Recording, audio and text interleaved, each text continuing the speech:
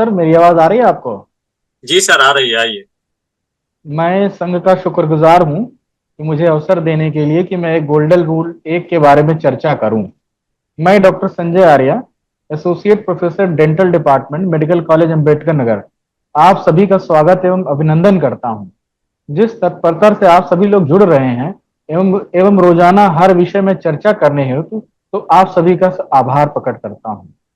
आज 10 golden rule में से एक रूल नंबर एक, केवल समण पर एक चर्चा करना चाहूंगा।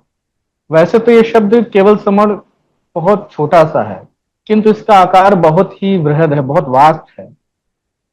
सबसे पहले तो जो नए समण बंधु साथी जुड़े हैं, उनको एक छोटा सा परिचय अपने समणों के बारे में देना चाहूंगा।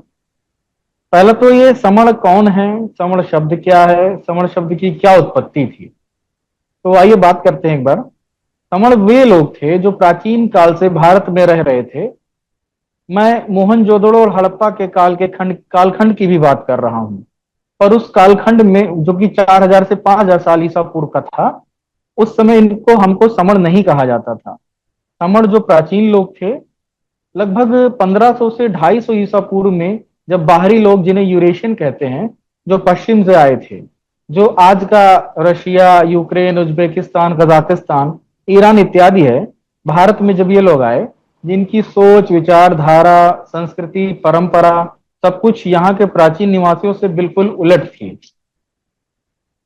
तब जो दूसरी तरफ समानता, बराबरी, समता में जीवन जीते थे, उन्होंने इन विपरीत विचारधारा वाले बाहरी लोगों को वमन कहा।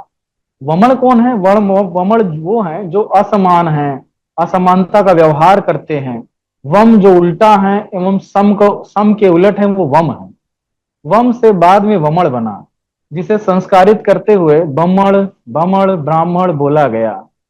अब बात करते हैं, जो बाहर से आए थे, उनको वैदिक आर्य भी कहा जाता था, जो अपने साथ संस्कृति, भाषा एवं वर्ण व्यवस्था, कर्म कांड साथ लाए।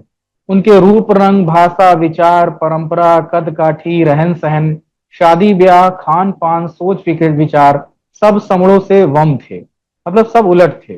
तब समणों ने इन्हें वमण कहा, वमण नाम दिया, यानी उनसे उल्टा सोच, व्यवहार और विचार करने वाले लोग। अब आइए बात करते हैं समण संघ क्या है। समण संघ ये क्या है? हम सब समण हैं, हमारी पहचान भी समण थी। हमारे पूर्वज, हम प्रकृति को मानते थे, जिनको प्रकृति कहते हैं।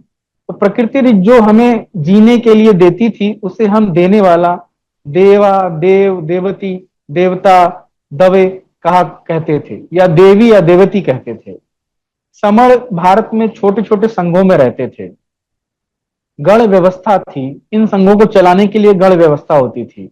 और गण व्यवस्था के बारे में तथागत बुद्ध ने 7 अपरिहार्य नियम बताए थे, जिनमें से था संगीति लगाना, संघाधिशेष पे चलना, नियमों का अनुसरण करना, पूर्वजों का सत्कार, नायकों का सत्कार, सम्मान, समर्थन करना, महिलाओं का सम्मान करना, स्तूपों का आदर करना, धम्म दान करना, अरहतों की रक्षा करना, ये सब सम्मिलित हुआ करता था। और समण जिन समूहों में रहते थे, उसे समण संघ कहा जाता था। ये सारी बातें नए जुड़े हुए समणों के लिए थी। अब विचार करते हैं अपने गोल्डन रूल एक के बारे में, केवल समण। जैसा कि हमारा इतिहास समानता का रहा है, एकता का रहा है, समान अधिकारों का रहा है, एक दूसरे के लिए हम समान अधिकारों के बारे में बात करते थे। ये विशेष गुण हमारे जीन्स यानी आनुवांशिक थे। बल्कि विपरीत विचारधारा वाले वमनों ने हमें खंडित करने के लिए सदियों से प्रयास किए। उन्होंने प्रयास किया कि हम संघ में एक साथ ना रहें, शनिश्चर्या यानी साथ न बैठें। हमारी एकता खंडित करने के लिए हमें वर्णों में विभाजित करने लगे। संघ में पहले क्या होता था, जो व्यक्ति जैसा कार्य करता था वैसे ही उसका नाम हो जाता था, वैसे उसकी जाति हो जाती थी। जैसे कि लोहे का काम करने वाला लोहार, सोने का काम करने वाला सोनार, कृषि का काम करने वाला, धान उगाने वाला धानुक, बाज की तरह हमला करने वाला सैनिक, जो कि अब सैनी हो गए हैं, इत्यादि। किंतु वमनों ने इस व्यवस्था को जन्म आधारित बना दिया एवं इन सभी समूहों को आपस में शादी ब्याह से करने से रोक दिया। उनके जो अच्छे भले काम होते थे, एक साथ करने से रोक दिया, जिससे कि एकता ना बनी रहे, किसी भी तरह एक ना हो जाए। अपनी सत्ता बनाए रखने के लिए वमनों ने बहुत सारे प्रयास किए, जो अभी अभी भी चले आ रहे हैं, जो किसी न किसी तरह से हमको तोड़ रहे हैं। तो अब जब हम समण हैं तो हमारी कोई समानता वमनों से नहीं है।